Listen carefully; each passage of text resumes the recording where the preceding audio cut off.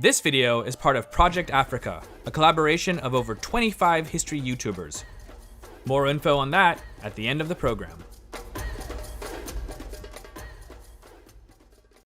If you go to the British Museum on any given day, you might run into Augustus. Well, not him, but a sculpture of his head. Though technically he never claimed the title, Augustus is considered to be the first emperor of the Roman Empire. This particular head is one of many thousands of artifacts that make up the museum's extensive collection. However, this particular artifact has a really interesting story, for it wasn't found in the city of Rome, the Italian peninsula, Europe, or even within the confines of what was once the Roman Empire. It was found amongst the ruins of the ancient city of Meroe, located today in what is modern Sudan. That's right, in Sudan, in the middle of what today is a sparsely populated desert. Of course, Meroe wasn't always like this. It was once the capital of one of the most incredible empires of the ancient world, one that is often skipped in many world history books, or at best, overshadowed by its ancient neighbor to the north, Egypt. It's kind of a shame, because the great civilization and empire that Meroe was once the center of had a tremendous impact on our world today. The civilization I'm referring to is that of ancient Nubia and the kingdom of Kush. So without further ado, let's begin. Let's take a look at this place we call Nubia. First, let's clarify the term. Nubia defines a geographic region that's located in the northeast corner of Africa. Today, this region would encompass the southern end of Egypt and the northern half of modern Sudan. Running through the center of it is the Great Nile River. Nubia is generally broken up into two parts according to the direction that the Nile flows. Lower Nubia is in the north, while Upper Nubia is in the south. This at first is a bit confusing, but keep in mind, for the Nubians as well as the Egyptians, their north was the direction from where the source of the Nile was, not the Mediterranean Sea where it emptied out. Upper Nubia was also the heartland of the kingdom of Kush. The Nile itself is divided by a series of rapids called cataracts, which have throughout time served as natural boundaries for different regions within Nubia. These cataracts formed when the river ran into outcrops of hard rock, forming a system of unnavigable rapids. The first cataract, at Aswan, is where Nubia begins. The last one, the sixth cataract, is just north of the modern Sudanese capital of Khartoum. So where does the name Nubia come from? Many believe that it's derived from the word nub, which means gold in the ancient Egyptian language. Others believe that the name comes from tribes that settled there called the Nuba or Noba. However, perhaps a more common name for this region was Taseti, meaning land of the bow, due to the region's highly skilled archers. Nubian can also be an ambiguous term. As a people, the ancient Nubians weren't made up of a single group. In fact, they were extremely diverse, with different ethnicities, cultural backgrounds, languages, and even religious beliefs. Since the earliest historical records that mention it, Nubia and Kush had been tied, for better or worse, to the land of Egypt. In fact, most of our information about ancient Nubia and Kush come from Egyptian sources. This can be a bit problematic, not because Egyptians weren't good at recording history, but because Egypt and the peoples of Nubia were great rivals. Due to this, there may be, and often are, biases in Egyptian accounts of their interactions with the Nubian people, which is another thing that we should be aware of. Nubia has been occupied since the earliest periods of human history. It's almost impossible to know for sure just how far this habitation goes back, but by around 13,000 BCE, the Nubians were quite advanced, and we know this because there is a lot of evidence of complex tools, arrowheads, and even cemeteries that have been found all over Nubia. By 5000 BCE, we start to see the people of this region begin to transition into a more settled life consisting of farming and animal husbandry. Buildings and houses were being built of mud brick and stone instead of straw, and copper and gold were commonly being used for tools and luxury items such as jewelry. In fact, gold seems to have been in ample supply in Nubia, and for mainly this reason, the Egyptians became interested in the place. The first time that we hear of an Egyptian incursion into Nubia is during the reign of the Egyptian pharaoh Dejer. In an inscription from around 3000 BCE and dating to Egypt's first dynasty, we're told that the pharaoh's forces came into conflict with and defeated a band of Nubians. Another mention of conflict with the Nubians is on the famous Palermo stone, which is part of a stele that records the names and deeds of Egypt's Old Kingdom pharaohs. It tells how the pharaoh Senefru took 7,000 Nubians as prisoner, along with 200,000 cattle and sheep. By the 4th and 5th dynasties of Egypt, or around 2500 to 2400 BCE, there were well-established Egyptian colonies in Nubia by the Second Cataract, mostly for mining and smelting gold and copper. The early dynasties of Egypt did their best to avoid large-scale conflicts in Nubia. This was due to several reasons. One was that the people of Nubia were known to be fiercely independent and hard to control. They also recognized that a stable, commercially viable Nubia was in everyone's best interests. Therefore, as long as trade between the two lands flowed without interruption, the pharaohs were, for the most part, willing to abandon any plans of annexing lands south of the Second Cataract. However, by around 2100 BCE, things had changed. Though it's unclear as to what was the initial cause, armed conflicts between groups of Nubians and Egyptian forces were a constant occurrence. Details are murky, but Egypt must have felt threatened because the pharaohs built a string of fortresses with massive walls in between the Second and Third Cataracts. But why? What had caused this total reversal of policy and seemed to be so threatening to Egypt? The answer may have been the rise of a new Nubian power just beyond the Third Cataract of the Nile, the city of Kerma.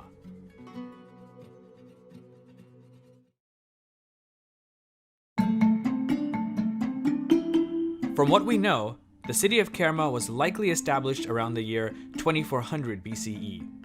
Its location just south of the Third Cataract had two distinct advantages.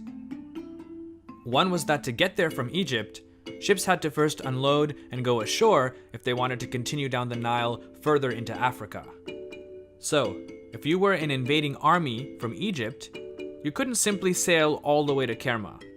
You'd have to unload your troops and any supplies before you hit the Third Cataract, or else be destroyed by its fierce rapids and sharp rocks.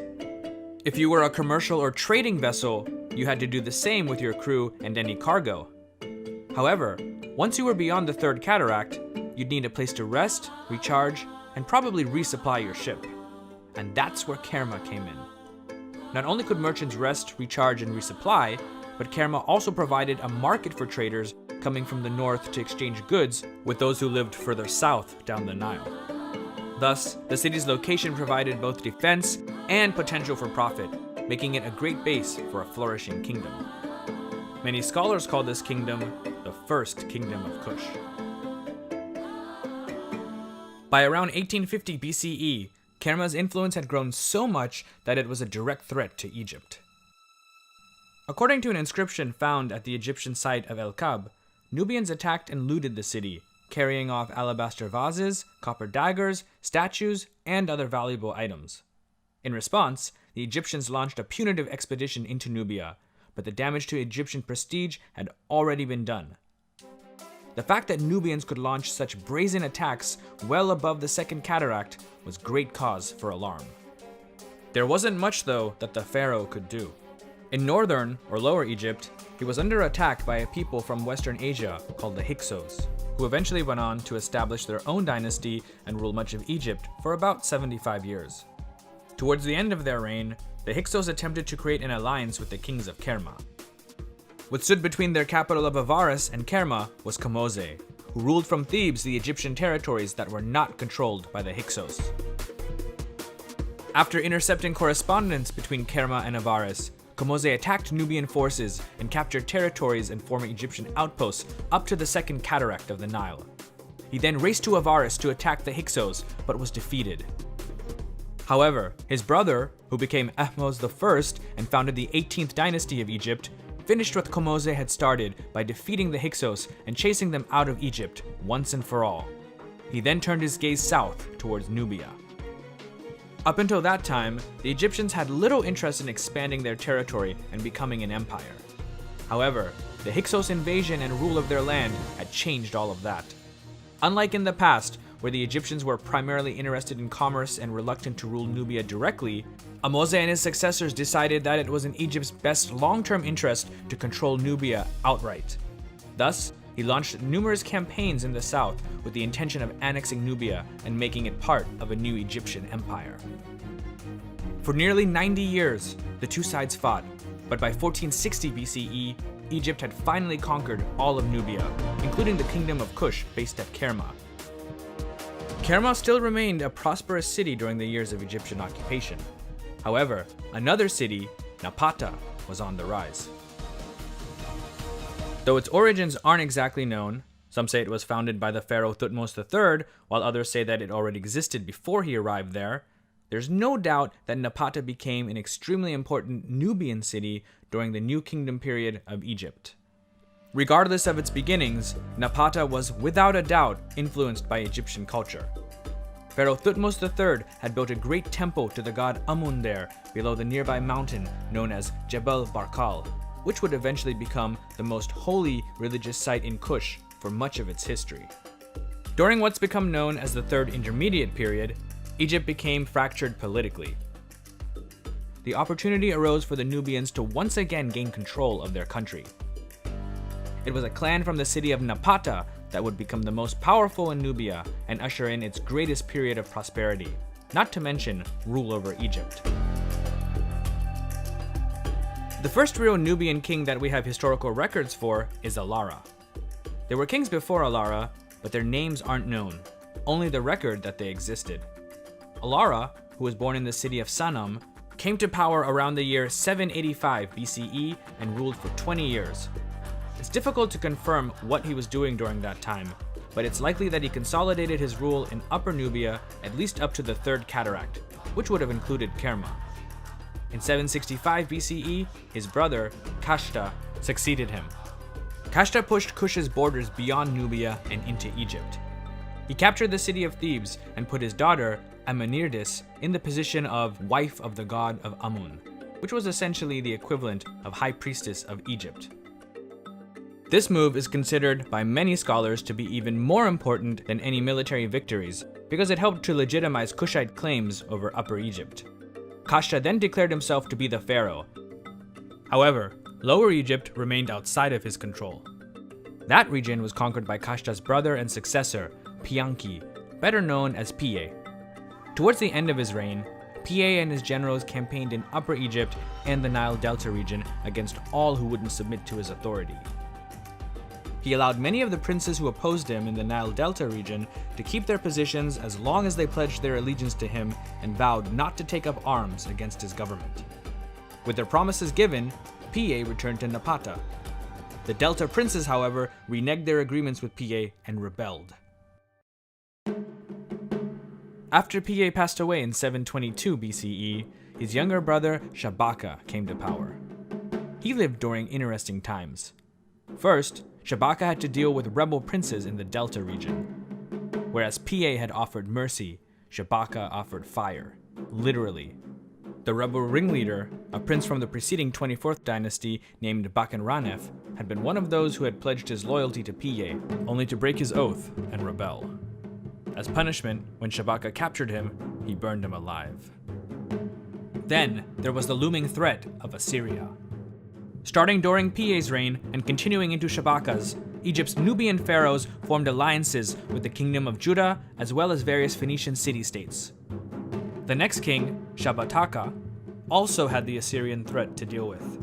Like his predecessor, he maintained strong ties and alliances with the free kingdoms of Canaan and the Levant. To aid his allies, he sent men with his younger brother Taharka to assist the forces of King Hezekiah of Judah, as well as King Luli of the Phoenician city-states of Tyre and Sidon. They were getting ready to face the Assyrian armies of King Sennacherib. While the Phoenicians didn't fare so well, Hezekiah and the city of Jerusalem held their ground, and the Assyrians were forced to withdraw back east to their homeland. For now, the Assyrian threat was gone, but they'd no doubt be back in the future. The years in battle had given Taharka valuable experience in combating the Assyrians, as well as strengthening ties with the Kushite dynasty's allies in the east. In 690 BCE, Taharka became the pharaoh of Egypt and Kush. Upon Sennacherib's assassination, his son, Esarhaddon, ascended the throne of Assyria and returned to Canaan. Taharka once again aided revolts in the Phoenician cities of Tyre and Sidon, but to no avail. Esarhaddon crushed the revolts, and in 673 BCE, invaded Egypt. He met Taharka's forces at Tanis, but the army of the Kushite king was no match for Esarhaddon's more advanced military technology and camel cavalry, something that the Egyptians had never seen before. Despite his defeats, Taharka fought on, supporting his Phoenician and Judean allies, as well as retaking the Delta. Around the year 667 or 666 BCE, Ashurbanipal invaded Egypt, retook the Delta, the city of Memphis, and then made his way to Thebes, sacking all of these areas in the process. By now, though, there was little that Taharka could do, and so heartbroken, he ventured back to Napata. Though still king of Kush, Taharka was a broken man and died shortly afterward in the year 664 BCE. Despite his defeat, Taharka was an extremely well-liked pharaoh, and by any measure, a pretty good ruler and leader in terms of how he treated his people and those around him. He was also a great builder and left many monuments to his name. He lived a really fascinating life, and there are more details to his story which I'll no doubt cover in the sequels to this program. Despite the fact that eventually the Assyrian Empire lost control of Egypt and was conquered by a coalition of Babylonians and Medes, the Kushite kings of Napata never really attempted to reclaim the thrones of Thebes or Memphis. In fact, they were often on the defensive. In 591 BCE, the new Egyptian pharaoh, Psamtik II, launched a full invasion of Kush. Not only did he have Egyptian troops, but also used Greek and Carian mercenaries to supplement his already large army. His forces were able to venture deep into the heart of Nubia, well past the Third Cataract, and finally, capture the Kushite capital of Napata itself. It was shortly after this event, and most likely because of it, that in the year 590 BCE, the Kushite capital was moved to the city of Meroe, which was much further down the Nile between the 5th and 6th cataracts. For the next few hundred years until the kingdom's fall, Meroe would be the official capital and residence of the kings of Kush. Napata still remained an important center of Kushite culture, and for many decades, kings were still buried in the royal cemeteries on its outskirts. But for all practical purposes, Meroe was the administrative capital of the empire. Meroe was a beautiful city known for its palaces, temples, and gardens filled with fruit trees. It was also at the junction of where traders from the Red Sea, Ethiopia, and sub-Saharan Africa would often meet. And land there was much better suited for farming than in the area around Napata. The Kushites began the process of breaking away culturally from Egypt. Over time, more distinctly Nubian gods and goddesses were worshipped over Egyptian ones. And in the 2nd century BCE, the use of Egyptian hieroglyphics was replaced with an entirely new Meroitic writing system. Even their artwork and style of dress took on the indigenous characteristics of Meroe and the nearby region. This of course made sense, as the Kushite court's proximity to Egypt was now much farther away. There were still battles with the Egyptians for Lower Nubia to the north, especially during the time after Alexander the Great's successors in Egypt, specifically the Macedonian general Ptolemy and his successors. These battles with the Ptolemies went on for a couple of centuries, with both sides gaining and losing ground, but not making substantial long-term gains on each other. Then came the Romans. In the year 30 BCE, the Romans under Octavian, who later went by the title Augustus Caesar, or simply Augustus, overthrew the last Ptolemaic ruler of Egypt, Cleopatra VII. The Romans then annexed Egypt, making it a province of their empire. This changed the balance of power in the region because, unlike Egypt under the Ptolemies, Rome was a powerful and vast empire that essentially encompassed the entire Mediterranean world and large parts of Europe. And it was expanding. The Romans knew that Nubia was rich in valuable metals and other resources, which put it on their radar. Like Egyptian rulers of the past, they also thought that they could demand tribute from Nubia's rulers. Initially, the Kushites did agree to pay the Romans a tribute in order to keep them out of Nubia. Fearing though that Rome was preparing a full-scale invasion, the Kushites under their great queen, Amenarrenes, invaded Egypt and seized Egyptian towns, reportedly all the way up to Thebes. One thing that I want to mention here, in Nubian society, it wasn't uncommon for rulers to be female. Not only this, but Kushite queens, called Kandakes, or as the term has been Latinized to Candace, were known to have been great warriors. Amenarrenes was such a queen.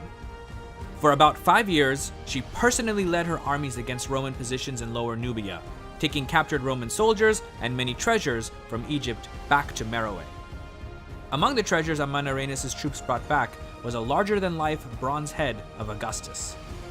The head of Augustus at Meroe was eventually put under the staircase leading up to the altar of the Victory Temple. Another story is that the head was actually put at the foot of Queen Amenarrenes' throne. I had read somewhere that this symbolized that the Romans would always be under the feet of the Kushites. In 25 BCE, the Roman governor of Egypt, General Petronius, counterattacked by leading a large Roman force deep into Nubia. He arrived at the great city of Napata and burned it. He then marched onward to Meroe, but ultimately could not make it to the capital, possibly due to the fact that the Kushite defenses of Meroe were quite strong. Thus, he garrisoned his men on a fortified ridge that would allow them to hold out until reinforcements arrived. The Kushites, though they would be able to deflect a Roman advance on Meroe, did not have the manpower to dislodge the Romans from their fortified position, at least not without a great cost in lives and resources. Thus, the conflict turned into a stalemate. Wanting the Romans to leave before they could be reinforced, in 22 BCE, Queen Amenarrenes sent envoys to the island of Samos to negotiate a treaty with Augustus. The final agreement was as such. The Kushites would pay the same tribute to the Romans that they'd agreed to before the war, as well as recompensate the Egyptian cities that they'd attacked. In return, the Romans would leave and hand back all of the Nubian territories that they'd captured from the Kushites. Essentially, things went back to the way that they'd been before the start of the war. Of course, Augustus's head still remained in Meroe. That wouldn't leave the city until 1910, when an archaeological expedition to Meroe would dig it up and bring it back to London, where it lies today in the British Museum. During the next few centuries, not much is known about the Kushite Empire other than a few clashes with both Romans and African tribes. Around the year 300, though, the Romans left, and the parts of Nubia that they once controlled were ruled and governed by indigenous tribes. There was also a new, growing power to the south, the Kingdom of Aksum, in what is today Ethiopia. How the Kushite kingdom came to an end is still debated by scholars. The popular theory is that in the year 330, the Aksumites captured the city of Meroe and absorbed the surrounding area, effectively ending the Kingdom of Kush. Others, though, believe that the decline was much more gradual, with perhaps the Kushites being defeated by another tribe, the Nuba.